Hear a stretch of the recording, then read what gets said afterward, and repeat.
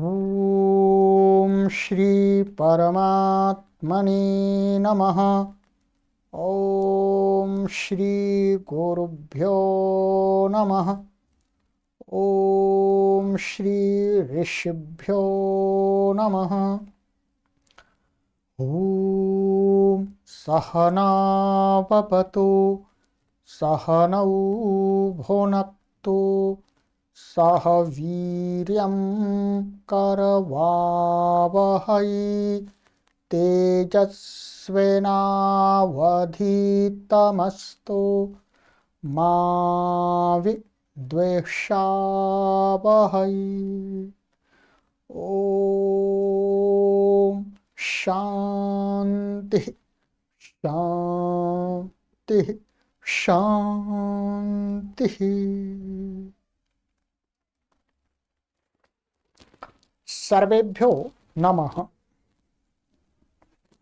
देववाणी संस्कृतं यूट्यूब चलदृश्यं प्रति भवतां भवतीनां च हार्दं स्वागतम्। मित्रों, लघु सिद्धांत कौमुदी संपूर्ण अध्ययनम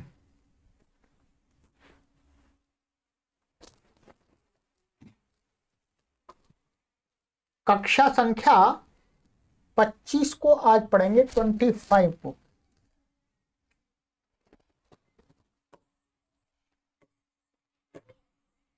चौबीस कक्षाएं मैंने आपको पढ़ा दी हैं। प्लेलिस्ट में एक कॉलम बना दिया गया है, लघु सिद्धांत कौमुदी भाग 1। उस पर क्लिक करके आप कभी भी सभी कक्षाओं को क्रमानुसार पढ़ सकते हैं। और ये कक्षा पूर्णतः आप सभी पाठकों के लिए संस्कृत भाषा के व्यापक प्रचार प्रसार हेतु निःशुल्क चलाई जा रही हैं। इन कक्षाओं का कोई शुल्क नहीं रखा गया है, कोई फीस नहीं रखी गई है, कोई अवधि नहीं बताई गई है, रखी गई है कि इतनी अवधि में पढ़ना है। सभी संस्कृत प्रेमी पाठक अपनी सुविधानुसार कभी भी अपनी अनुकूलता से इन सभी कक्षाओं को पढ़ करके संस्कृत भाषा एवं संस्कृत व्याकरण के अच्छे विद्वान और विदुषी बन सकते हैं। तो कक्षा का आरंभ करते हैं। और अधिक जानकारी के लिए आप सभी पाठक महानुभाव इन व्हाट्सएप नंबरों पर संपर्क करें। इन व्हाट्सएप नंबरों पर संपर्क करें। अब मित्रों, गत कक्षा में मैंने आपको कुछ सूत्र पढ़ाए थे। ये सूत्र पढ़ाए थे, 3 सूत्र हमने आपको पढ़ा दिए थे। एक था झलां जष्टो अंते और दूसरा था यरो नुनासिके नुनासिको वा। ठीक है। और एक तीसरा सूत्र आपको पढ़ाया था ओरली। ठीक है, सरल थे, कुछ कठिन नहीं। चलिएगा, आज आगे का सूत्र पढ़ते हैं। 70वां सूत्र है लघु सिद्धांत कौमुदी। आप पुस्तक सभी पाठक ओपन कर लीजिएगा, खोल लीजिएगा। ठीक है। उदाह स्थास्तंभो पूर्वस्य। ये सूत्र अष्टाध्यायी में क्रम में 8वें अध्याय के 4थे पाद का 61वां सूत्र है, 61। ठीक। लघु सिद्धांत कौमुदी में 70 संख्या पर है और यहाँ पर अष्टाध्यायी में यहाँ पर है। लघु सिद्धांत में देखेंगे तो इस क्रम से देखिएगा, और अष्टाध्यायी में जाकर के आपको सर्च करना है तो इसमें देखिएगा। अष्टाध्यायी पुस्तक हमने आपको कई बार बता दी है, ये अष्टाध्यायी पुस्तक है। ठीक है। ये पुस्तक चाहे आप नव्य व्याकरण पढ़ रहे हैं, चाहे प्राचीन व्याकरण पढ़ रहे हैं, ये सभी पाठकों के पास में ये अष्टाध्यायी होनी चाहिए। ठीक है। इसका ये रंग अलग अलग कभी कभी हो जाते हैं। पुस्तक मुख्य रूप से आपके पास में किसी भी पब्लिकेशन की कोई परेशानी नहीं है, पर अष्टाध्यायी होनी चाहिए। इसके अंदर अष्टाध्यायी के सूत्र हो। ठीक है। चलिएगा, तो सूत्र है उदाह स्थास्तंभो पूर्वस्य। 3 पद हैं इसके अंदर, एक पद ये है, एक ये है और एक ये। ठीक है।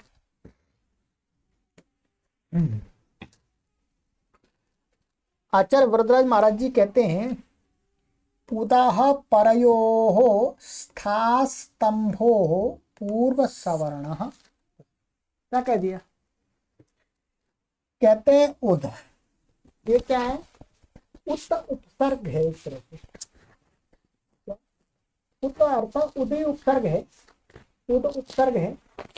तो उस उद, ये पंचमी है, तो कहते हैं उद उपसर्ग से। व्याकरण में आपको हमने ये बताया था कि जहां पर जिस शब्द में पंचमी विभक्ति लगा देते हैं, तो जब व्याकरण के सूत्रों का अर्थ करते हैं तो उस पंचमी का अर्थ क्या करते हैं? से। आज वो सूत्र भी पढ़ेंगे कि उसका अर्थ से क्यों करते हैं, से ना, से उत्तर।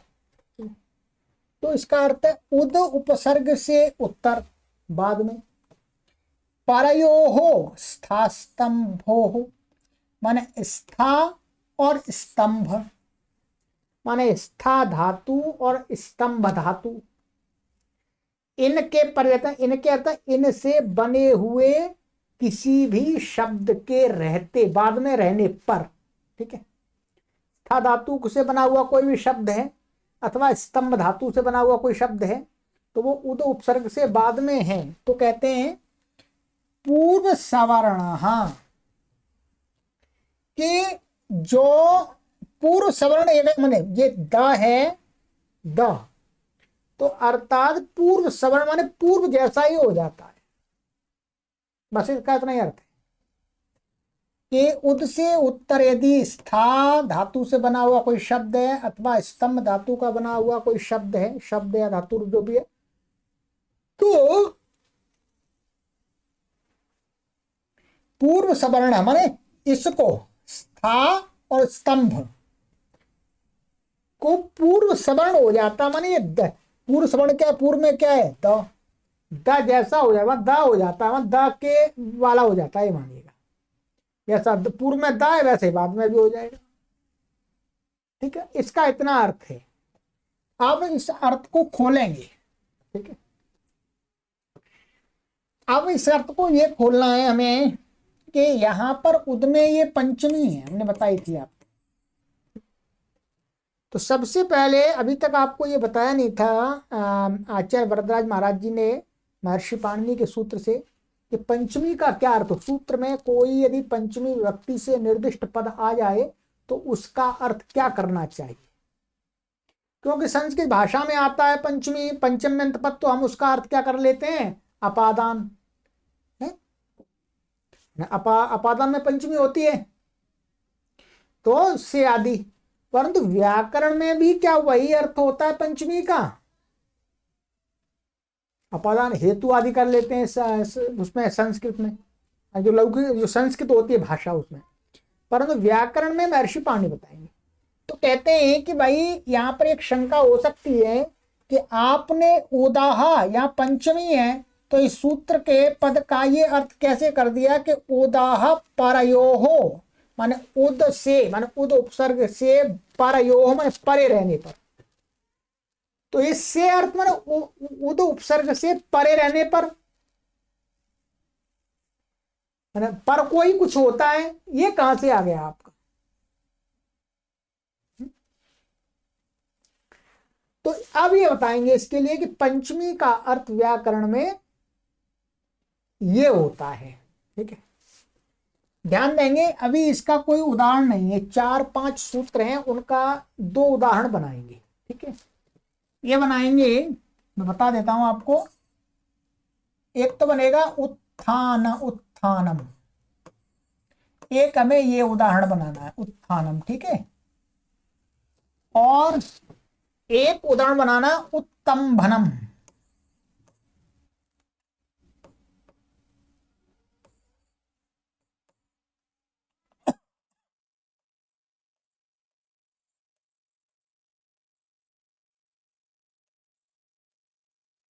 ये 2 उदाहरण हमें सिद्ध करने हैं। 2 उदाहरणों की सिद्धि में हमें ये सूत्र आदि जरूरत पड़ेगी। ठीक है, अब पहले सूत्रों को पढ़ेंगे, फिर बाद में हम आपको उदाहरण में इनको घटा के बताएंगे, तब समझ में आएगा सही तरीके से। ठीक, तो इसने कह दिया कि उद उपसर्ग के बाद में यदि स्था धातु से बना हुआ कोई शब्द है, स्तंभ धातु से बना हुआ शब्द है, तो क्या होता है? पूर्व सवर्ण हो जाता है। माने पूर्व सवर्ण माने पूर्व जैसा ही हो जाता है। सवर्ण आपको बताया तुल्यास्य प्रयत्नम सवर्ण। आइएगा। अब आगे का सूत्र है, आगे का सूत्र कहता है 71वां, तस्मादित्युत्तरस्य, ये प्रथम अध्याय के प्रथम पाद का 67वां सूत्र है।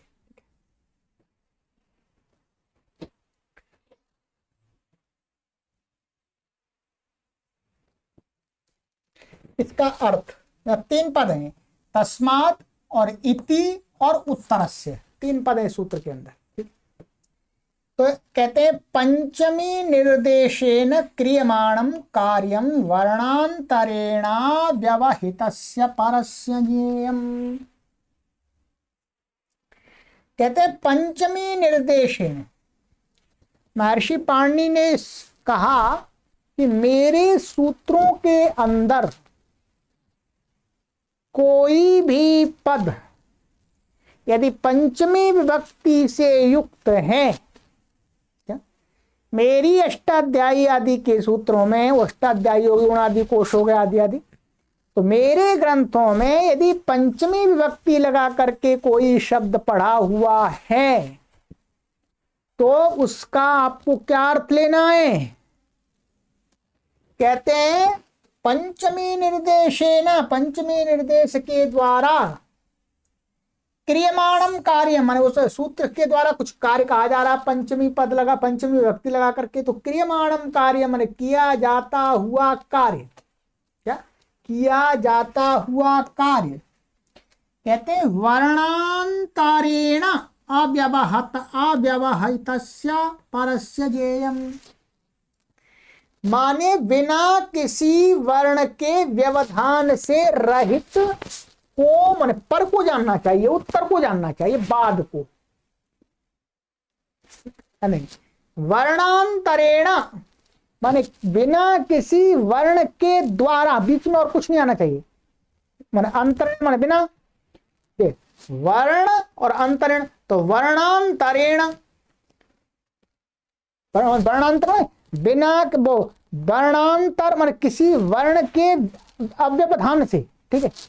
वर्णांतर, वर्णांतर माने किसी कोई वर्ण, परंतु वर्णांतर माने वर्ण बीच में कोई नहीं आना चाहिए, अंतर नहीं होना चाहिए। तो वर्ण अव्यवहितस्य माने बिना किसी व्यवधान जो होने पर, जो बाद में, परस्य बाद में, उसको जेम माने उसको जानना चाहिए, समझना चाहिए। इतना हुआ। अब यहां देखेंगे, यहां ये सूत्र था, यहां पर हमारे पास में क्या स्थिति है वस्तुतः,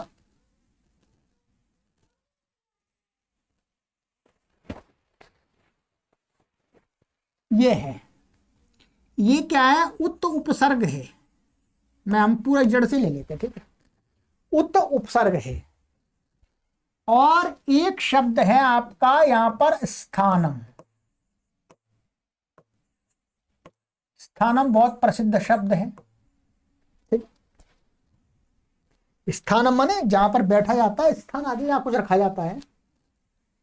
अब ये शब्द क्या है, ये एक है, पद है, उत उपसर्ग एक पद होता है, ये सुबंत होता है, ठीक है, और ये एक पद है। अब यहां पर ये उत है, तो ये जो उद है वास्तव में ये उद, ये उत का उदयी है, उत ये वैसे तो है। यहां पर सबसे पहले क्या लगता है, झलाम जशो अंते, क्या झलाम जशो अंते,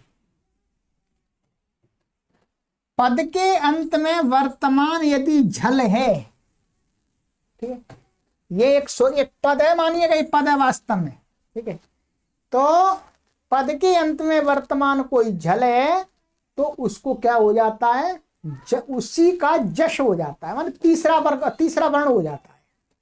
तो ये त को क्या हो जाएगा, द हो जाएगा। ये क्या बन जाएगा जी, झलाम जशोअंती, जो पिछली कक्षा में आपको पढ़ाया था उससे क्या हो गया, द हो गया, हो गया जी। अब इसलिए यहां पर द लिखा है, उदह, क्या लिखा है, उदह। अब कहते हैं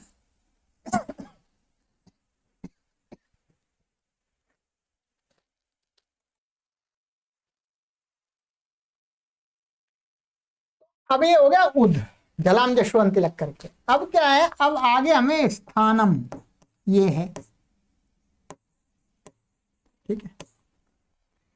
अब ये सूत्र यहां पर हमें यह इसको मिलाना है, माने परः सन्निकर्षः संहिता, परः सन्निकर्षः संहिता से यहां इन वर्णों की संहिता संज्ञा है, माने उद और स्थानम में हमें आधी मात्रा से अधिक काल का व्यवधान नहीं देना है, लगातार बोलना, इसलिए संहिता है। संहिता होने के कारण से अब इसमें कोई परिवर्तन आएगा, संधि प्राप्त है, ठीक है। तो कहते हैं कि उदाह स्तंभो पूर्व से ये सूत्र प्राप्त हुआ कि उद उपसर्ग से उत्तर, ये उद है माने उत माने उद से स्था धातु से बना हुआ कोई शब्द बाद में हो, और अथवा स्तंभ धातु से, तो वो आगे आएगा, स्तंभ का अभी बाद में देख लेंगे। क्या है, पूर्वस्य माने पूर्व सवर्ण हो जाता है। तो इसने कहा कि भाई उद से उत्तर आप इसको कह रहे हैं, उद से उत्तर माने उद से पर, आप पर कहां से ले आए अर्थ, तो उसके लिए यहां पर सूत्र का अवतरण किया कि तस्मात, ये पंचमी विभक्ति से, क्या है ये, पंचमी विभक्ति से परे, पंचमी विभक्ति है इसमें, इसलिए पंचमी का अर्थ होता है तस्मात पंचमी कारण वर्णांतरेण अव्यवहितस्य परस्य ज्ञेयम्, पंचमी से कहा इसलिए पर लिया है, माने उदाह, उदा का उद से पर माने यहां पर राइट हैंड में बोलते सामने लेखन की दृष्टि से, तो पर माने बाद में, स्था स्तंभो, अब कहेंगे स्था स्तंभो, इनको पर सवर्ण होता है, स्था अथवा स्तंभ इनको क्या हो जाता, पर सवर्ण हो जाता है। तो अब यहां पर स्था को कहा, माने ये तो पूरा शब्द बना हुआ है, परंतु यहां स्था, तो स्था को पर पूर्व सवर्ण, पर नहीं पूर्व सवर्ण होगा, पूर्व सवर्ण माने जैसा द है वैसा ही इसको होना चाहिए, स्था को, क्या है यहां स्था का, स्था और स्तंभ, मैं ये अपनी तरफ से आपको बताया हूं कि स्था और स्तंभ से बना हुआ कोई शब्द होना चाहिए, क्योंकि अकेले स्था और स्तंभ धातु का प्रयोग नहीं होता है, इसलिए, ठीक है।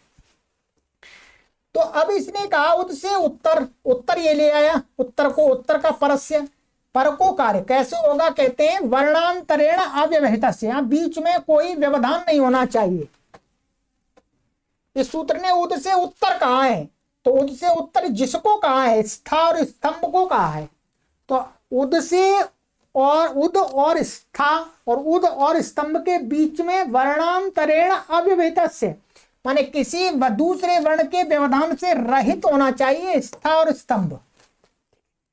तो यहां पर उद और स्था के बीच में कुछ भी नहीं है, कोई व्यवधान नहीं है, ठीक है। अब कहते हैं, तो अब ये होगा, तो इतना आ गया, ठीक है। पूर्व सवर्ण होगा, माने इस स्था को पूर्व सवर्ण, पूर्व का ये द है तो द हो जाना चाहिए। अब यहां पर एक समस्या आती है, इसमें है ये षष्ठी विभक्ति, क्या है ये षष्ठी विभक्ति है, ध्यान देंगे, ये यहां पर क्या है, षष्ठी विभक्ति द्विवचनांत है, क्या षष्ठी विभक्ति,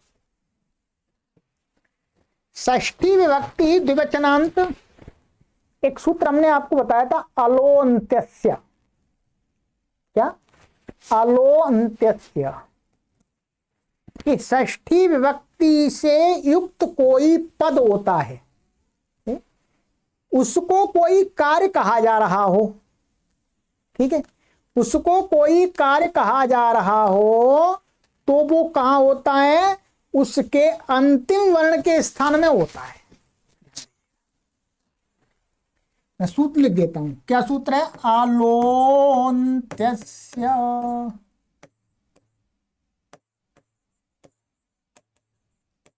ये ठीक है।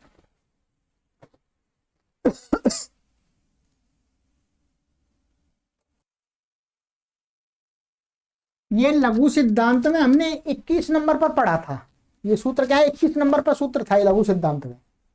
अलोअंत्यस्य, अलोअंत्यस्य कहा कि षष्ठी विभक्ति से निर्दिष्ट कोई कार्य कहा जाता है तो वो कहां पर होगा, पूरे के स्थान में होगा। जैसे यहां पर षष्ठी विभक्ति से निर्दिष्ट है स्था स्तंभ, तो स्था को कहा जा रहा है पूर्व सवर्ण, तो पूर्व सवर्ण क्या स्था को पूरे को हो जाएगा। तो कहते नहीं, षष्ठी से निर्दिष्ट जो कोई कार्य होता है वो जिसको कहा जाता है उसके अंतिम वर्ण में होता है, अंत्यस्य, अंतिम वर्ण को होता है। ठीक है, अंतिम वर्ण यहां पर स्था को कहा जा रहा है, तो स्था का अंतिम वर्ण क्या है, आ है। ये क्या है जी, आ है। ठीक है, तो आ को, अब ये जो पूर्व सवर्ण क्या है, आ को प्राप्त होगा। क्या होगा, आ को प्राप्त, तो गलत बन जाएगा। तो महर्षि आचार्य वरदराज महाराज जी कहते हैं कि महर्षि पाणिनि जी ने इसमें भी एक व्यवस्था बताई कि षष्ठी से निर्दिष्ट कोई कार्य कहा जा रहा है जिसको हर जगह पर वो उसके अंतिम वर्ण के स्थान पर हो, ऐसा नहीं है। इसके लिए बताते हैं आगे एक सूत्र, इसका अपवाद बताते हैं। मैंने पढ़ाए भी थे आपको इसके अपवाद, एक पढ़ाया था अनेकालशित सर्वस्य नीच, ये तो आए भी थे। एक और है, अब उसको आचार्य वरदराज महाराज जी सूत्र को ला रहे कि यहां नहीं करना, इसको हमें करना है सा को पूर्व सवर्ण बनाना है। क्या बनाना है, पूर्व सवर्ण। तो अब नीचे उस सूत्र का अवतरण कर रहे हैं, आगे आ रहा है सूत्र, आदेः परस्य, 72वां सूत्र है, प्रथम अध्याय के प्रथम पाद का 54वां सूत्र। ठीक है जी,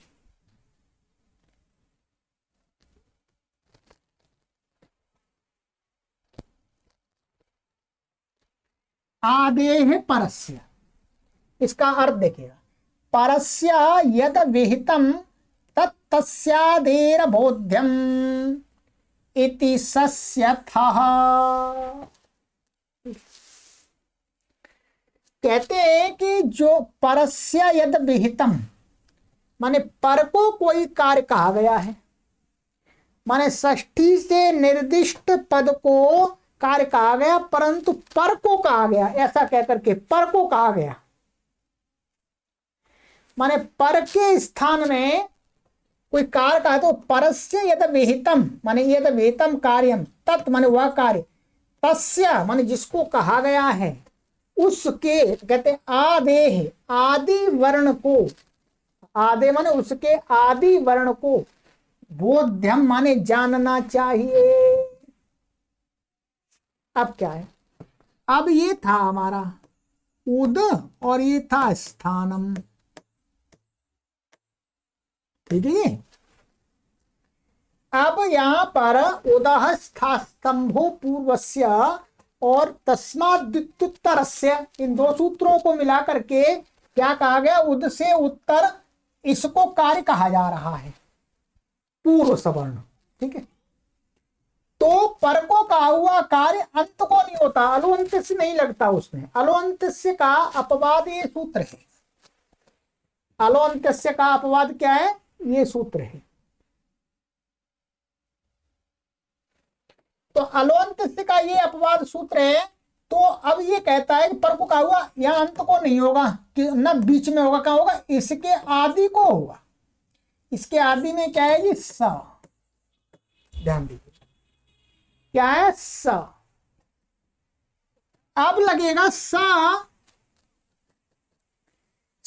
को ऐसा बनाना है जी, सा को क्या बनाना है जी, पूर्व सवर्ण करना, मतलब पूर्व जैसा बनाना है। अब पूर्ण सवर्ण का सवर्ण कहा, द के सवर्णी कितने, द के सवर्णी कितने, 5।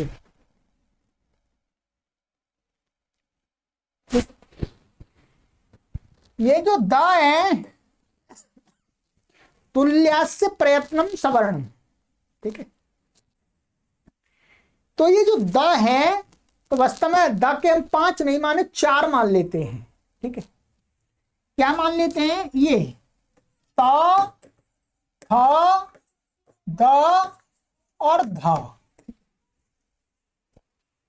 क्योंकि ये जो ना है ना, न का स्थान सब बराबर नहीं है, थोड़ा अधिक स्थान है उसका। ठीक है, न का स्थान क्या है? नासिका और दंत। ठीक है, इनका स्थान क्या हमने पढ़ाया था आपको, ध्यान दिया, अभी मैं बता दूंगा। इनका स्थान है ऋतु लसानाम दंता, दांत है इनका स्थान। इसका ता था दा धा, इन सब का स्थान एक है, और इसका स्थान क्या है? दांत और नासिका है, जिसका नासिका है। तो इसको तो इसका स्थान थोड़ा भिन्न हो रहा है, इनका 4 का स्थान हम एक समान मान लेते हैं। अब ये कहा कि इस स को पूर्व सवर्ण प्राप्त होगा, माने ऐसा प्राप्त, पूर्व सवर्ण माने इस जैसा ये वैसा ये हो जाएगा। अब जब सवर्ण की बात आती है तो तुल्यास्य प्रयत्नम सवर्णम, तुल्यास्य प्रयत्नम सवर्णम, तुल्यास्य प्रयत्नम सवर्णम से क्या है? ये चारों इसके सवर्णीय, चार में स्वयं को मिलाकर के चारों सवर्णीय। तो जब पूर्व सवर्ण कहा हमने तो क्या है? स के स्थान में 4 प्राप्त होने लगे। ध्यान दीजिए, क्या प्राप्त होने लगे? 4 स के स्थान पूर्व सवर्ण कर रहे हैं भाई। जो द का स्थान है वो तका भी है, थका भी है, दका और धका भी है। अब क्या करें? अव्यवस्था प्राप्त हो रही है। क्या हो रही है? अव्यवस्था।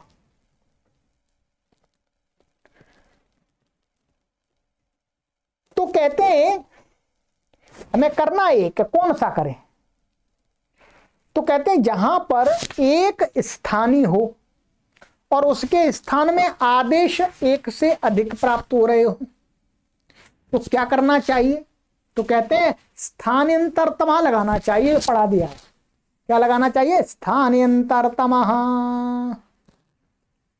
अब हमें इसकी सहायता लेनी पड़ेगी जी। स्थानांतरतमा,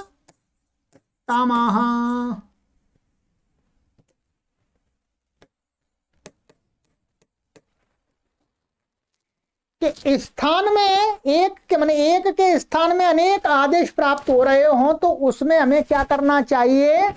जो सबसे अधिक जिसकी समानता मिलती हो उसको लाना चाहिए। अब देखते हैं कि इनमें से, ध्यान दीजिएगा, इनमें से किस स के साथ में किसकी सबसे अधिक समानता मिल रही है। अब समानता की बात आ गई। समानता 4 प्रकार से देखने की बात हमने बताई थी आपको। एक स्थानकृत माने स्थान से, स्थान तो इनका सबका एक है, इसका और इसका सबका स्थान मिल रहा है। सका भी तालु दंत है और इन चारों का भी है, तो कोई एक प्राप्त ही नहीं हो रहा, चारों प्राप्त हो रहे हैं। ये तो हट जाएगा, ये तो हट जाएगा, क्योंकि इसमें तो नासिका स्थान भी है, इसमें नासिका नहीं है शामिल। ये तो हट गया, आउट हो गया पहले से ही। अब ये 4 प्राप्त हैं तो 4 में से स्थान की दृष्टि से ये मिल गया। अब हम देखेंगे प्रयत्न की दृष्टि से, माने फिर क्या है? ये स्थानकृत, फिर गुणकृत देखते हैं। गुणकृत देखेंगे कि गुणकृत इसमें से सबसे अधिक गुण सके साथ में किसके मिल रहे हैं। गुण हमारे पास में 2 प्रकार के हैं, एक बाह्य और एक आभ्यंतर है। अब ठीक है, तो अब पहले देखते हैं हम इनके जो अंदर के गुण हैं, ठीक है, उनको देखेंगे फिर बाह्य देखेंगे। चलिएगा, अब हम वहां चलते हैं। आपको जो हमने पढ़ाई थी शिक्षा, इसमें देखिए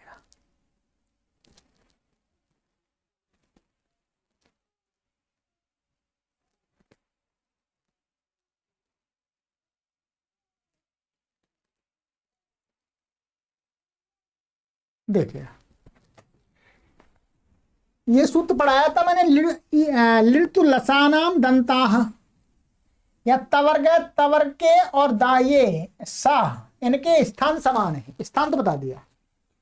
अब प्रयत्न पर आते हैं। ये थे आपके एक आभ्यंतर और बाह्य प्रयत्न, ठीक है। पहले आभ्यंतर में लाते हैं।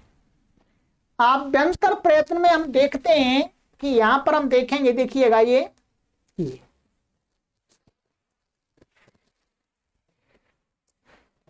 तत्र स्पृष्टम प्रयत्नम स्पर्शानाम, स्पर्श का अर्थ है पांचों वर्गों के 25 अक्षर। क्या इनका आभ्यंतर प्रयत्न क्या है, बोलो? स्पृष्ट। ध्यान दीजिए, किनका आभ्यंतर प्रयत्न इनमें देखेंगे, ये जो स्पर्श वर्ण है इनका आभ्यंतर प्रयत्न क्या है, इसी के अंतर्गत ये आ जाते हैं चार आ जाते हैं, चार आ जाते हैं। तो ये आभ्यंतर प्रयत्न की दृष्टि से तो ये क्या है, स्पृष्ट, स्पर्श गुण वाले स्पृष्ट प्रयत्न वाले हैं, ठीक है। और सका देखते हैं, सका क्या है,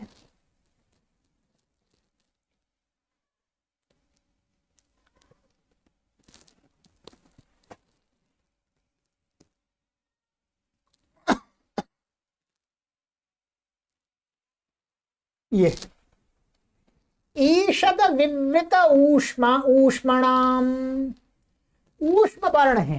ये जो सा है, सवर्ण क्या है, ऊष्म है।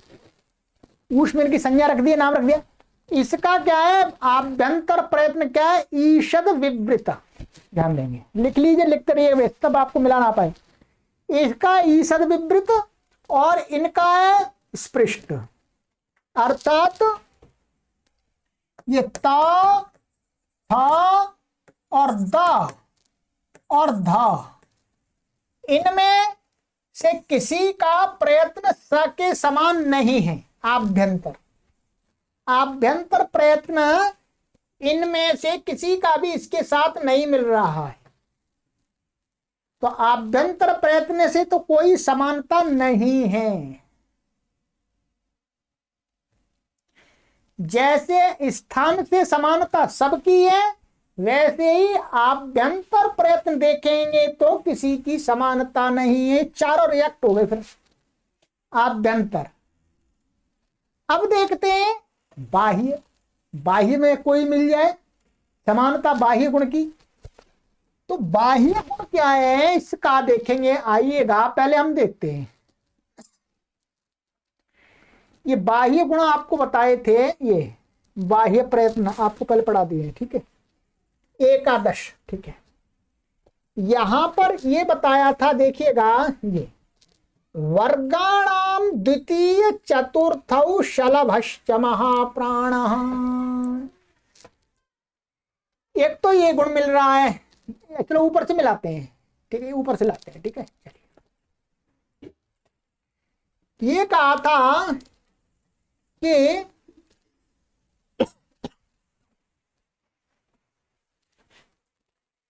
ये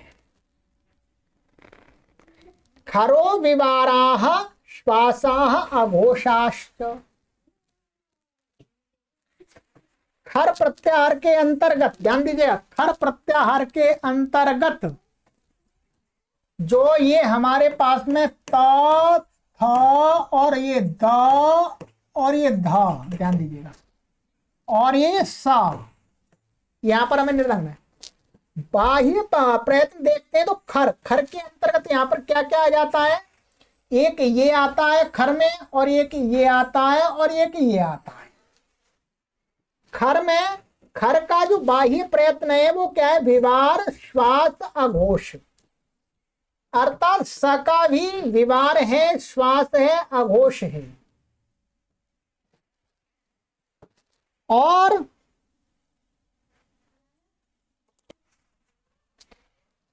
तो ये तो आउट हो गए, इनका तो बाह्य प्रयत्न स से नहीं मिल रहा, ठीक है। इनका क्या है, देखिए इनका है वर्गाणाम। एक तो देखिए ये तो मिलेगा ही नहीं, जो सा तो इसमें आ गया, खर में आ गया, खर में सभी आ गया, त था आ गए, ठीक है। तो ये इसका मिल रहा है। अब इसमें दो मिल रहे हैं तो दो इसके स्थान में हो जाएंगे तो भी दिक्कत आ जाएगी। सा के स्थान में दो होने दो रूप बन जाएंगे। अब और मिलाते हैं। अब क्या है, यहां देखिएगा, वर्गाणाम द्वितीय चतुर्थौ शलाश्च महाप्राणाः महाप्राणः। अब देखिएगा यहां पर वर्गों के दूसरे वर्ग का दूसरा क्या है, था, ठीक है। और चतुर्थ, चतुर्थ क्या है, द। ध्यान दीजिएगा ये क्या है, चौथा है वर्ग का। और शल, शल में यहां पर क्या है, स, समझ लीजिएगा, शल, शल में स आ जाता है। इनका बाह्य प्रयत्न क्या है, महाप्राण है। अब मैं लिख देता हूं, इसका था ये सा, इसका था का बाह्य क्या मिल गया, विवार, विवार हो गया, श्वास,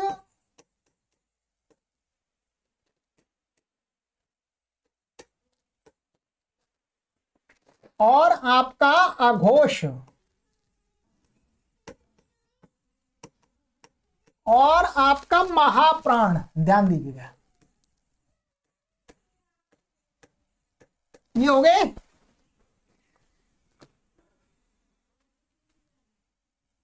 ये हो गया। और सा, सा का भी यही है, ये सा के भी क्या है, विवार, श्वास, अघोष, महाप्राण, ठीक है। अब क्या हो रहा है, इसमें ये चौथा था, चौथे का महाप्राण तो मिल रहा है स से, परंतु ये विवार, श्वास, अघोष ये चौथे के नहीं है, ठीक है। चौथे के तो ये आ रहे हैं हर्षः, संबारा, नादा, घोषश्च। माने ये जो चौथा है, ये तीसरा, तीसरा द है, द का क्या आ रहा है, तीसरा और चौथा संबार, नाद और घोष ये आ रहा है। तो क्या हुआ, स और थ, ध्यान दीजिएगा, स और थ इनका जो बाह्य प्रयत्न है वो पूरी तरह से समान है। इन तीन त, द, ध का बाह्य प्रयत्न कुछ तो है, जैसे द्वितीय ये चौथे का ध का, इस ध का क्या मिल रहा था, महाप्राण मिल रहा था। और यहां पर एक ता का विवार और श्वास और अघोष मिल रहा था, ठीक है। तो स के साथ में सबसे अधिक समानता बाह्य प्रयत्न से केवल और केवल छकार की मिल रही है। किसकी मिली, था। तो इसका मतलब अब गुणकृत सदृशतम का देखते हुए, सदृशतम को देखते हुए क्या होगा, स को था होगा। ये समझ लीजिएगा, ये थोड़ा सा आप कठिन लग सकता है क्योंकि आप प्रारंभिक स्तर के व्याकरण हैं, ठीक है। तो ये हो रहा था, मैंने ये शिक्षा आपको पढ़ाई है उसके अनुसार आपको बता दिया। अब यहां पर क्या प्राप्त हुआ देखिएगा, यहां आ जाते हैं, यहां ये हो गया। अब हमारी स्थिति क्या बन गई, ओ द, और ये जो था का स था उसको हो गया था, और फिर था नम, ठीक है। तो स को तो था हो गया, स को ये था हो गया।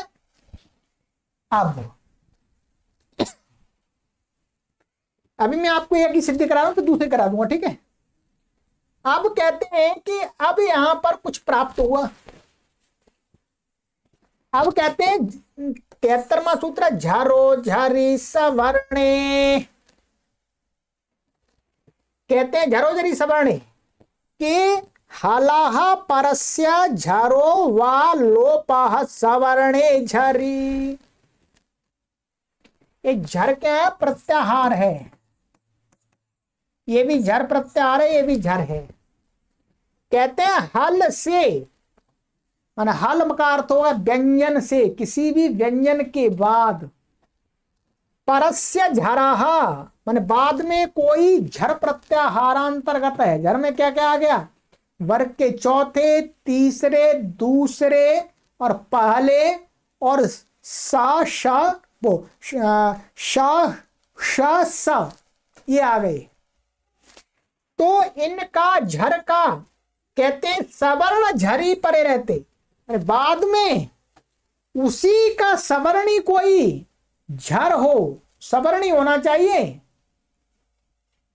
माने अपने ऐसा तुल्य से प्रयत्न सवर्ण जो संज्ञा की है सवर्णी होना चाहिए। तो क्या हो जाता है? पूर्व वाला जो झर है उसका विकल्प करके लोप हो जाता है। अब देखिए ये क्या है? द, ये हल में आ गया, ये हल है। हल से परे क्या मिल रहा है? ये था किस में आ गया? झर में आ गया, झर में आ गया था। अब झर और बाद में क्या है? था, ये भी झर में आ गया।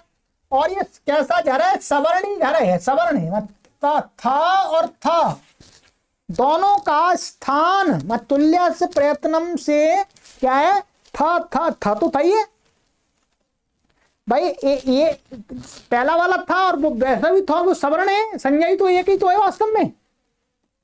तो सवर्ण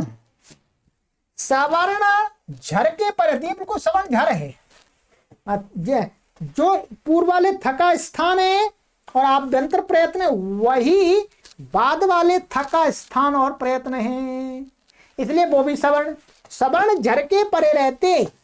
ध्यान, तो क्या हो जाता है? इस पूर्व वाले झर का इसका विकल्प करके लोप हो जाता है। क्या हो गया? विकल्प करके इसका लोप हो गया। ये एक बार हट गया। अभी जो हट गया उसका हम बनाएंगे, ठीक है। ये हट गया, क्या चला गया? सा वो था हट गया। अब क्या बन गया हमारे पास में? ध्यान दीजिए, ये बन गया उ द और था नम बन गया जी। एक तो ये बन गया और एक जिस पक्ष में विकल्प बने हम दोनों बना लेंगे। ये द और एक ये है। जब लोप नहीं हुआ तब का, और ये लोप का लिख देता हूं कोष्टक में, लोप और ये अलोप। थोड़ा समझने में आपको सुविधा रहेगी, ठीक है। अब एक सूत्र प्राप्त होता है आगे इसमें, यहां पर और वहां पर भी प्राप्त होगा, दोनों जगह होगा। अब 74वां सूत्र है आपका खरीच। ये 8वें अध्याय के चौथे पाद का 55वां सूत्र है और ये 8वें अध्याय के चौथे पाद का 65वां सूत्र था। ध्यान देंगे, ये है सूत्र पहले और ये है बाद में, ठीक है। अब क्या हुआ? खारिच, ये इसका अर्थ है खारी झालाम चाराहस्य हो।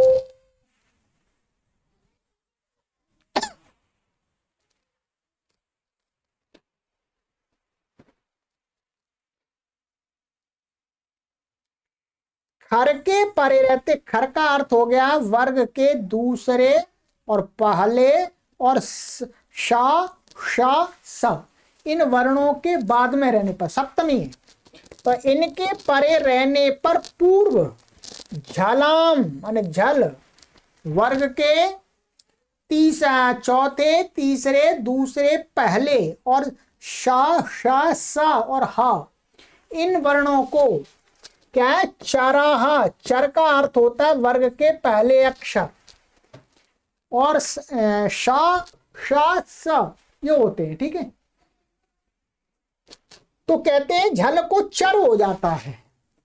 अब यहां पर क्या है? ये खर परे है, मानिएगा क्या है? खर परे है, खर परे है। अब ये खर परे है, तो खर के परे रहते पूर्व में ये झल है, ये झल है, झल के अंतर्गत इसको चर हो जाएगा, माने इसी का पहला अक्षर हो जाएगा, इसी वर्ग का चर। क्या हो जाएगा? चर। तो यहां पर भी क्या है, चर में कौन कौन से आते हैं? पांचों वर्गों के पहले अक्षर आ जाते हैं चर, हमने कहा। तो चर कहा, तो चर से क्या क्या प्राप्त हो जाएगा? ता, नहीं ऐसा आपका का और च, त, ट और आपका प, ये वर्ण आ जाते हैं चर प्रत्याहार में।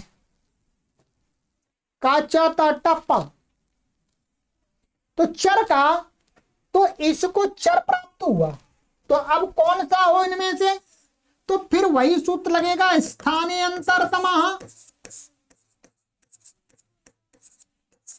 स्थानांतरतमः, ये द एक स्थानीय, पांच आदेश हैं, तो यहां पर अब हम स्थान मिला लेंगे। तो द का स्थान क्या है? दंत, और इनमें से दंत स्थान किनका है? त का स्थान है। तो त होगा यहां पर, क का स्थान दूसरा है, च का अलग है, ट का अलग है, प का अलग है, त का स्थान इससे मिल रहा है दकार के स्थान से। तो त और द का तो दंत है, तो स्थानांतरतम से क्या हुआ? या द को त हो गया, ध्यान दीजिए क्या हो गया? त। ये बन गया आपका उत्थानम। अब ये पूरी सिद्धि बन गई आपकी, ये लोभ पक्ष में क्या बन गई? उत्थानम। उत्थान बन गया। जिस पक्ष में लोप नहीं होगा, ध्यान दीजिए, जिस पक्ष में लोप नहीं होगा इस सूत्र से, विकल्प से अर्थात, तो क्या हो जाएगा? ये सूत्र लग करके इस द को त हो जाएगा। क्या हो गया? ये द को त हो गया। ध्यान दीजिए, तो क्या बन जाएगा? यहां पर हमारा दूसरा उदाहरण बनेगा हमारा उ था, ये दो था आ जाएंगे यहां पर, ठीक है? क्या आ जाएंगे? दो था आ जाएंगे।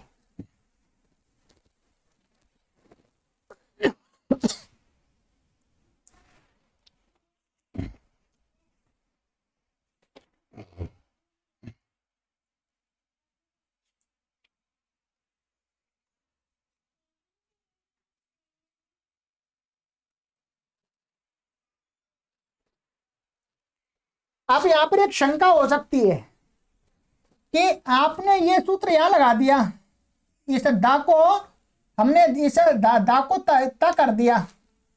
अब कोई कहे कि ये जो था है, दूसरा वाला था जो सके स्थान हुआ, तो ये सब था, ये भी झल में आता है, और ये बाद वाला ये खर में आ रहा है, तो इस था को भी क्या हो जाना चाहिए? ता हो जाना चाहिए।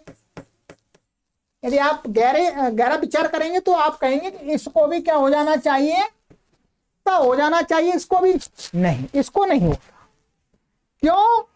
क्योंकि ये वाला सूत्र है 55वां सूत्र, ध्यान दीजिएगा।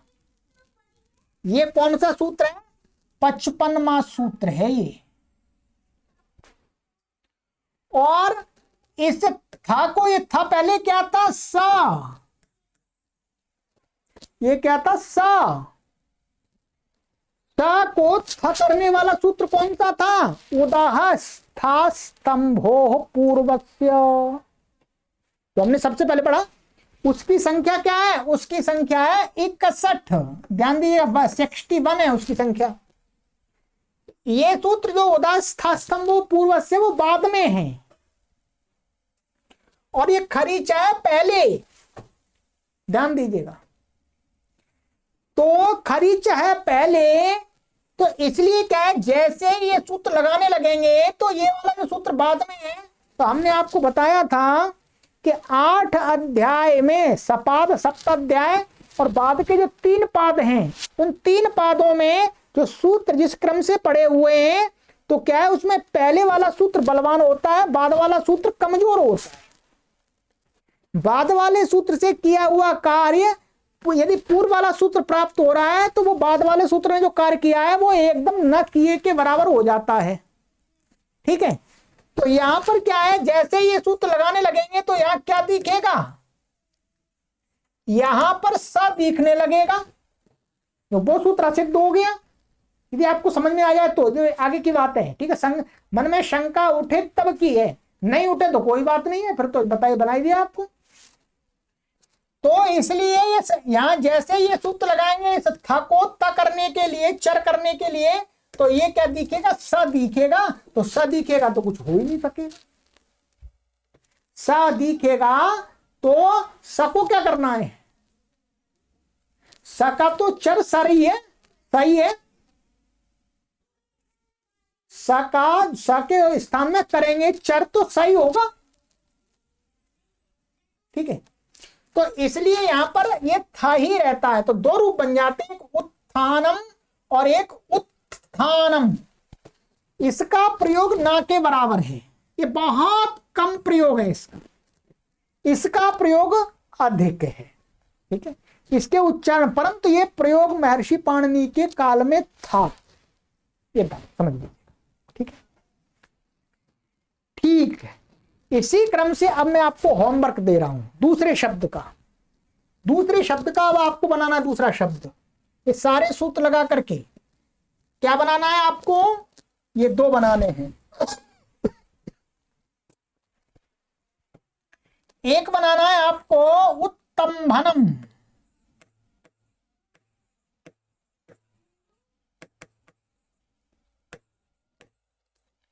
एक तो आपको ये बनाना है। ठीक है, और दूसरा इसका जब बनेगा, जब लोप नहीं होगा तो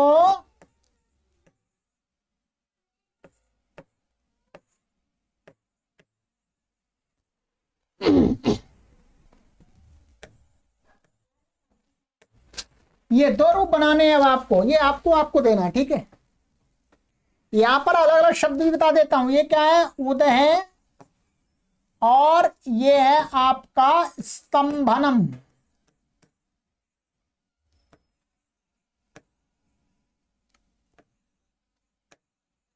ये उद प्लस स्तंभनम से क्या बनेगा, पहला बनेगा ये उत्तंभनम, दूसरा बनेगा आपका उत्तंभनम। यहां पर था एक्स्ट्रा रहेगा, ये होमवर्क दी जाए, अगली कक्षा में मैं आपको इसको भी फिर शॉर्टकट में बता दूंगा। ठीक है, बिल्कुल वैसे बनाना है, हिस्सा को ही तो करना है, हिस्सा को इससे पूर्व सवर्ण करना, पूर्व सवर्ण की प्रक्रिया में सारे सूत्र लगेंगे। ठीक है, चलिए, तो आज की कक्षा में हमने आपको ये 5 सूत्र पढ़ा दिए। उदास्था स्तंभो पूर्वस्य, तस्मात् द्वित्युत्तरस्य, आदेः परस्य, झरो झरी सवर्णे और खारिच।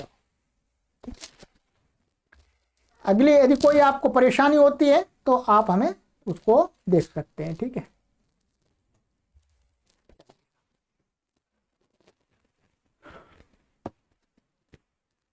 सर्वेभ्यो नमः।